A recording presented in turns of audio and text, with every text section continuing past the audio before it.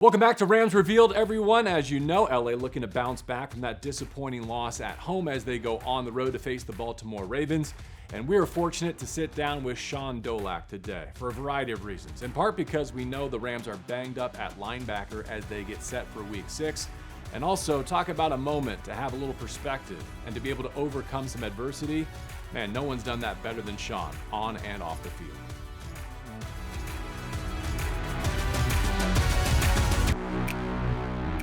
Well, welcome, Shaun, or should we call you Dale? I hear that's the name around here. Yeah, that's the name Nate gave me, first coming in here. So a little backstory, Dale Dolac from Step Brothers. Didn't like it at first, but being a rookie, you got no choice. And then it kind of just fell into place with everybody. Sometimes I think that's what, some of my teammates think my name is. But no, it's pretty fun, and it's cool to, have that, in the locker room. Do you like the movie? Oh yeah, Step Brothers, cool. Fantastic movie. All right. A little quick snip. My mom found out that I was called Dale through the podcast with Nate, and she thought it was hilarious. She thought it was she's like, Step Brothers, I love Step Brothers. And then fast forward to Tennessee game, they come with a sign that says Happy Birthday Dale, and I had to get Nate, got his attention, and he went over there, and it's so funny.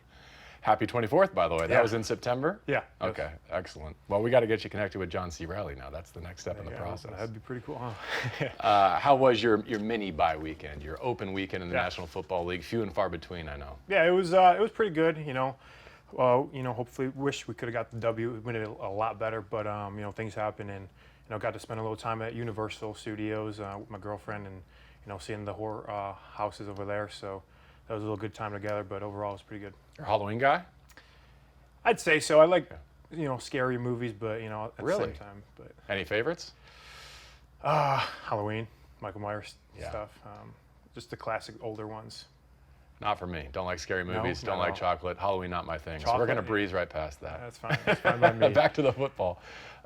Might have had the victory if that fumble had stood. Tell me about that team's play and the opportunity you created. Yeah, no, just first off, Cardi is doing a fantastic job on the kickoff, and that gives us an advantage. That gives me a head start on making plays like that, and going into it, squared the runner up, and I kind of gave him a good hit, and then just went for the ball, natural instinct, and it came out, and then heard a whistle, and I was kind of like, there's no way they blew this dead already, and it happened, and it was a little frustrating at the moment, but things happen, and you just got to get over it. You got to adapt and overcome.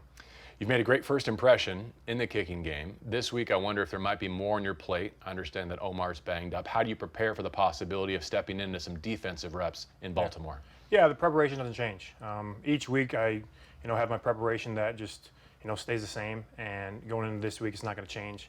You got to watch film. You got to watch the opponent's offense and just analyze it and just take little snippets from whether it's offensive line, the running back, or any tells that you can see and use it for my game. And when it comes to if I get the opportunity to play against Baltimore, I'm going to make sure that I prepare the right way and show it. What if you don't know who the quarterback's going to be, especially when one of them is MVP caliber? Yeah, that's going to probably change up the game plan a little bit going into the game, but we just got to adapt and see what happens. All right, when he's not giving you nicknames like Dale, what about Nate Landman, and as a fellow undrafted linebacker, the path that he's carved in the NFL? Yeah, it's amazing just to watch his journey in itself. A lot of similarities between him and I, especially him coming undrafted to Atlanta and working himself up the depth chart there as well over the years. It just shows that, he's done it. Troy Reader has done it, and Omar has done it. Like all the guys that are in our locker room, they're all undrafted guys already.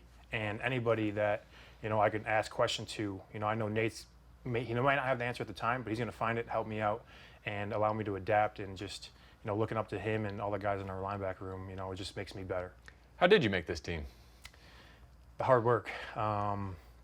It's the culmination of throughout even my younger years and just working for this moment, just staying consistent with my approach to my daily disciplines, the process.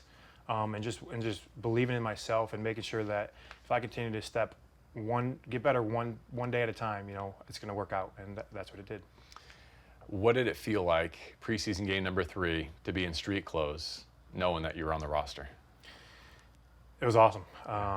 It was a feeling of just accomplishment and just all that preparation, all that hard work that I've done since being little, and all the people who've believed in me, just shown that I've made it and I've done it. I've done what I've set out to achieve. But then also just realizing, like, now I got a new responsibility. I got 52, 53 other guys who believe in me, and a coaching staff and an organization and fans who trust me to, whenever I step on that field, to get the job done and to hold myself accountable each and every day to make sure I'm doing what it takes to help us win.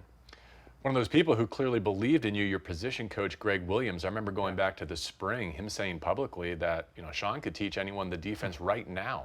What kind of work did you put in? How did you study up so quickly? Yeah, I think that's just part of my game. And I think the Rams saw that during the draft process and during watching my college film.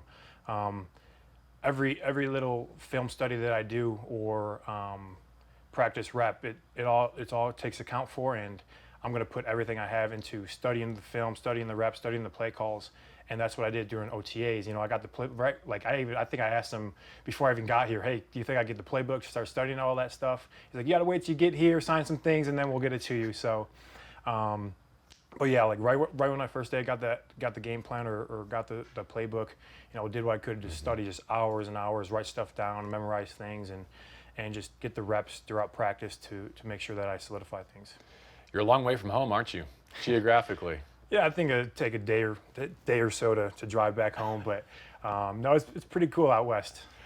They say upstate New York. It's more western New York, isn't it? Yeah. Up and west. Oh, West Seneca, all the way up against Lake Erie. Yeah. What was it like growing up there? It was good. Honestly, a smaller town, West Seneca. I went to West Seneca East High School, where I was able to, have 2 older brothers and 3 older sisters and a stepsister who also just, where we grow up, it's a smaller town, and we're a football family, we're an athletic family. So growing up, it was competitive all around in sports, and who eats all their food first, or something little like that. And it's so cool just to have siblings in a family who support me so much. That's like the shadow of Orchard Park, isn't it? Yeah, that's Bill's Mafia territory. That is Bill's Mafia territory. Orchard Park's, where the stadium is and where you get all your people. But Bill's Mafia travels from all over. Did you break any tables growing up? I don't think I broke any tables, but I've definitely been a part of a lot of table breaks. So they're fun, but I don't partake. We do a lot of things really well here in Los Angeles, as I'm sure you're learning by the day. Yeah. I don't know that Buffalo wings, are necessarily on that list. Mm-hmm. Are you craving? Are you in withdrawal? I think there's been a couple days where I'm like, man, I could, because like I'll see like either somebody post on like their Instagram story or like on social media, like a couple of my buddies back at home out eating at one of the typical like Barbell back in Buffalo or something like that, and man, those wings look fantastic. But we have our fair share here in the facility, and they're pretty good. But part of the reason I put that out there is because someone will inevitably show up in the comments section and tell me that I'm wrong, and I want to be wrong. Yeah. I want to know where the better wings are locally so that we can hit those spots. Yeah, Buffalo it's hard to beat. I'm not gonna lie. They just make it to their specialty. Now, I heard you say something earlier. West Seneca East. Did you misspeak, or what's going on there with the directionality of your high school? That's just the way it is. West Seneca East. There's West Seneca West. That's our rival high school. So it's that's what you get. Do you have any sense of the musical alumni from your neck of the woods? No pressure if not. I didn't either, but whether it's Goo Goo Dolls or okay, some other metal bands. The Goo Goo, I do remember they're from Buffalo. More about music, I guess, in that neck of the woods and football. But you were all ball. In fact, as a senior, you rushed for a school record nearly 2,000 yards while you're wrapping up 157 tackles your senior season. When did you give up the offensive side of the football and focus on being a linebacker? That was tough. Definitely after senior year, just realizing I think defense is where I want to go, and I like hitting people. I like making the oohs in the crowd and stuff like that. So I just took that route and decided to give up the offense side of the ball. Hurt a little bit, but deep down in my heart, I know we can still tote the rock. All right, so there might be a goal line package, short yardage in there for you sooner rather than later. Coach McVay, I'm ready, anytime. I like that. What is the art of a tackle? Because I know you became a record-setting tackler at Buffalo. Yeah. If you had to break it down and teach it, what are the core tenets? Man, you guys just be aggressive. You got to be aggressive. You got to want to you got to want to be the first one to the ball, and whenever you get a hold of the ball carrier, you got to wrap it up. Every time, just wrap up the tackle. Whether it's a limb, any body part, you got to wrap up and make sure you secure the tackle. But what I've been able to possess in my game, growing and learning from other guys, is that punch that Nate, like obviously Nate has, and that's a game-changing play. Whenever you're coming in for a tackle, you always want to be aware of a 6-inch punch and just get the ball out. And that's what I've been able to learn from him, and that's what I've been able, to take. Explain to me how someone who's record-setting on both sides of the football doesn't have an FBS offer coming out of high school. Yeah, that's a good question. I think part of it was, late bloomer in high school. I think a lot of guys get offers sophomore, maybe junior, senior, sophomore year. I think they start coming out. Sophomore year, didn't get any offers, like you said. Junior year, nothing, and then senior year, I think I kind of really popped on the film. But I think, some coaches, they didn't think it was good enough level of competition in New York, and I think that was a big reason why. But it is what it is, and I think it's kind of built me to who I am today.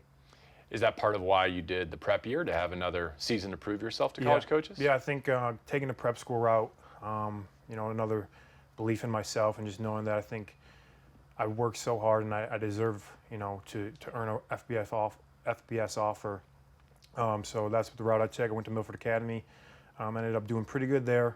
Earned a offer from Bryant University, which is FCS, so it was still a Division I offer, but my heart was like FBS, like that's really the goal that I want for myself, and I thought it was achievable, knew it was achievable. Then that's where I decided to talk with family, myself, and my faith, and just know that I think walking on to University at Buffalo, gives me the best chance, and we'll see what happens. What happened was, by I guess the next summer, you had earned a scholarship, right? Yep. What do you remember about that camp and that level of validation? It comes with all sorts of things, right? Like the gear, the food, the treatment, but like just the affirmation that, okay, I can do this. Exactly. Yeah, I think so. We'll backtrack to my freshman year. There was a play in the spring game where this kind of like my identity started. There's a play in the spring game where the ball carrier took it outside zone. Everybody bit that way. He turned it up and ran it all the way down the sideline, like opposite side of the field. And at that point, like I'm running so fast, I'm trying to catch him, and I caught him on the 1-yard line. Next day in film, coach brings it up. This is the type of effort I want to see the starters do. They kind of just showing that, and I'm like, I think this is going to be my identity, because that's who I am. That's how I play every snap of down. Is I'm going to give it my all every single play. I'm not going to give up on a play ever. And then transition to the next year, continuing that mindset. New coaching staff came in, and 4 days into fall camp, they offered me the scholarship, and it was one of the best days of my career. There are plenty more to come, though. I mean, just a few resume bullet points here. Led the nation in solo tackles in 22, total tackles in 24. Your program's first consensus All-American, but then your college career is over. And how many All-Star game invites do you have? None. How many combine invites? Didn't get one. Where'd you do your pro day? University of Buffalo. Was that like, here we go again? Yeah, it was kind of just like you wouldn't want it any other way, because there's so much stuff that I had to go through, the adversity, everything I had to overcome, and it's like, I guess I'm used to this stuff, So it's like I can handle it. So I was able to do the pro day at UB and put up the numbers I put up, and thought I had a pretty good day, and good things were going to happen. I can think of a few other ways you might have wanted it to go, but good on you for sticking to your story and your script. Yeah. I mean, that was in the end right. You want things to go certain ways. You hope to get a combine invite. You hope to go Senior Bowl to showcase your ability in front of these top-notch guys or whatever it may be. But at that point, I'm like, all right, that's just this is where the cards fell. I'm just going to play them. Even though you liked your numbers, were you fairly certain you would go undrafted? Honestly, I didn't think I was going to go undrafted at that point. I mean, obviously there was in the back of my mind, like, okay, my agents were telling me, you can go undrafted still. Maybe you'd be a late round. You could anywhere from maybe 5th to undrafted guy. So here in the 5th, I'm like, okay, a little hopeful. But obviously, it didn't work out how I thought it would. But at the same time, it's kind of how I thought it would. Okay. Sometimes players and their representatives will say it's actually better to fall beyond that 7th round, have a little bit of agency over where we get matched. Exactly. Was that your story, and how'd your path to LA materialize? Yeah, that was kind of exactly what my agents and I talked about, throughout the whole draft process, especially on draft day, when it was getting close to 6th, 7th round, and I still didn't get a call or anything. Talking about that, and then, throughout the 7th round, we're looking at teams, obviously trying to pick, the best situation, that for me to make the team and just showcase my talents. And then I was obviously, approached by the Rams, really showing their interest in me. Honestly, they called me about 5, 6, 7 times, and that struck something in my heart. And just knowing that, if this team's reaching out to me that much, maybe they really do want me on their team. Maybe they see something in me. And I give a lot of credit to the scouts and to Ted Monago, who really approached me. But yeah, it's been great, and it's been a great decision for me.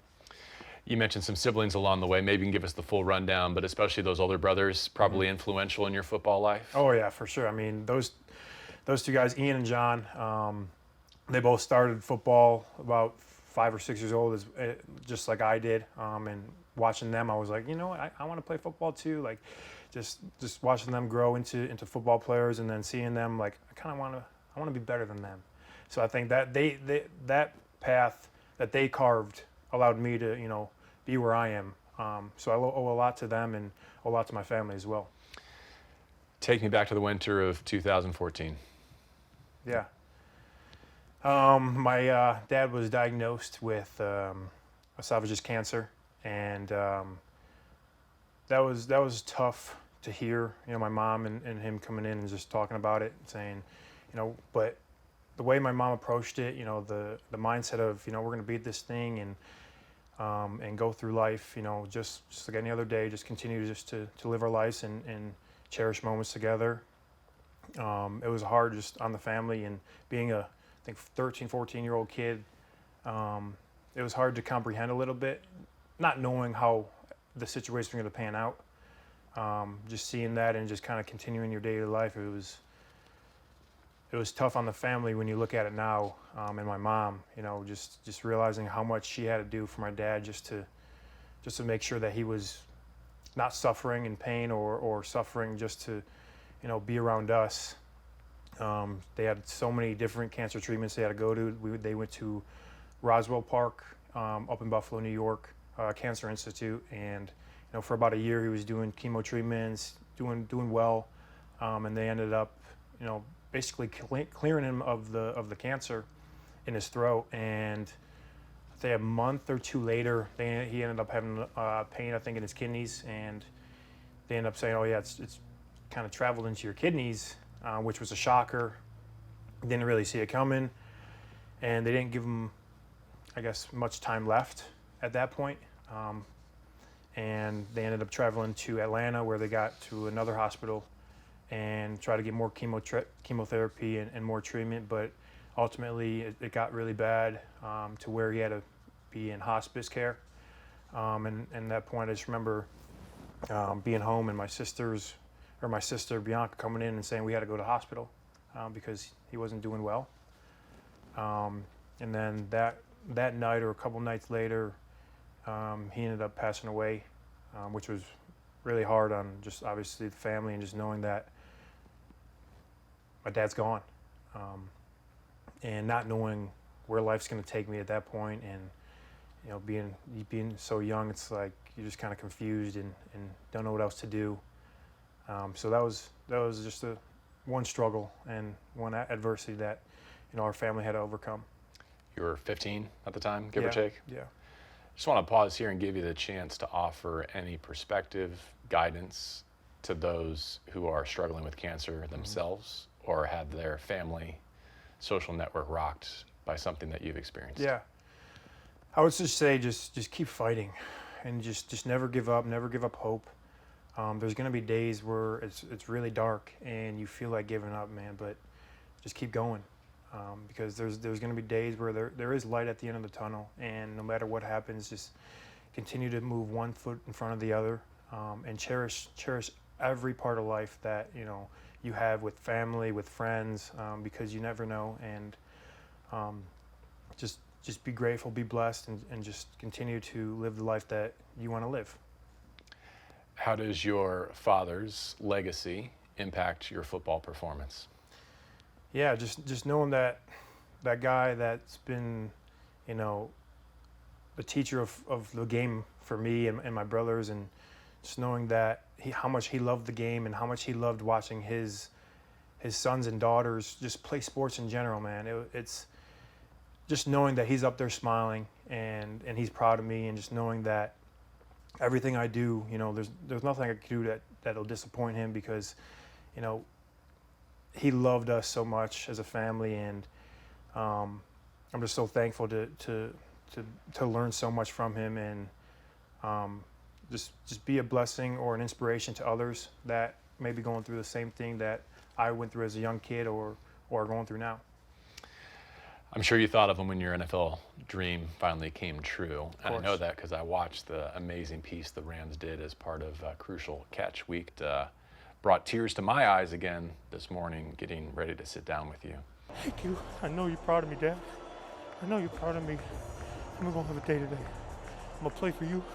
I'm going to play for all the people who are doubted, all the people who are overlooked, all the people that just want it as bad as I do, Lord. I love you, Lord, and I thank you, Lord. But unfortunately, that's not the only tragedy that you suffered. Mm-hmm. Tell us about your friend Andrew. Yeah, back in I think December 2023, Andrew Kochaneski, one of my childhood best friends and really close family friend growing up, took his life. Just struggling mentally, but man, this kid was really special. Not to just my family, but to a lot of people back in Buffalo. He was a kid that a lot of people leaned on and just talking, and anytime he walked into a room, he would light up the room just by his smile, just by his jokes, just by everything that he said, you know, and the love that he gave to others. It was infectious, and you just couldn't help but just cherish the moments you have with him. And that day was a hard day because, you know, it was just a dark day. And I can remember I was with my brother at the time in Utah, actually going on an official visit for a different college. And, you know, we were with him in those final moments, that talking with him honestly, and it was a hard day because we were just confused and crying and not understanding, you know, why. But like I said before, mental health is a serious thing, and a lot of people struggle with it. And I think a lot of people put their mental health to the back burner to try to make sure somebody else is okay, or try to, you know, lighten up somebody else's day. But in reality, they're going through something just as equal to you or something worse, but they're just just better at hiding it. And I think that's what Andrew did, was he was really good at just hiding what he was going through by portraying the light towards other people. And, you know, I wish a lot of times that, you know, there's something I could have done to help him and just call him more or do stuff like that. But, you know, it's not going to change anything now. And, you know, I just wanted to say that, you know, if you're struggling, it's okay. It's okay to not be okay. It's okay to talk to somebody, talk to friends, and just check up on people. Thank you for disclosing all of that and speaking to such hardship so eloquently. You know, I want to be transparent with our audience. We don't schedule these conversations necessarily around, oh, Omar's injured, let's go grab the next linebacker up.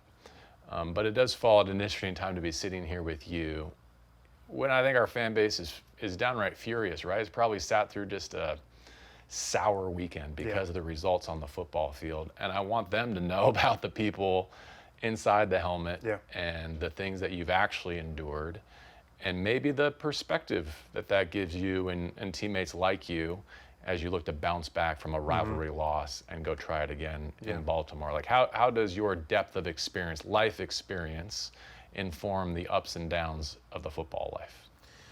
Yeah, you have ups and downs in life. You have ups and downs in football, and like I said before, you got to be able to adapt. You got to be able to overcome, anything that life throws at your way. And just like you said, like last game, we got to be able to adapt and fix some things that we did wrong on all three phases. And it starts with myself. It starts with the guys who are playing in the game. And you never know what's going to happen in a game. And like I said, you just got to adapt and figure it out. And that's what we're looking to do. This week against Baltimore, we got to. We're pissed off, honestly, the guys in the locker room, and like a lot of fans, and like we all saw in the film, it wasn't our best football, but this is the NFL, and we got to come ready each and every week, and we got to prepare the right way every time, and that's what I'm going to do, and I know that's what a lot of guys are going to do. What would you like aspiring athletes to learn from your journey to the NFL? Yeah, it's not over until you say it's over. Continue to push forward. Just never give up. Believe in yourself. There's a quote that I hear or that I've heard before, and it's God had a purpose for you long before the opinions of others have formed, and that just means God's gonna have a purpose for you. Go live out that purpose. Don't believe or don't listen to anything the critics or the people that say negative things about you. Don't listen. Because there's always going to be somebody who hates to see you succeed.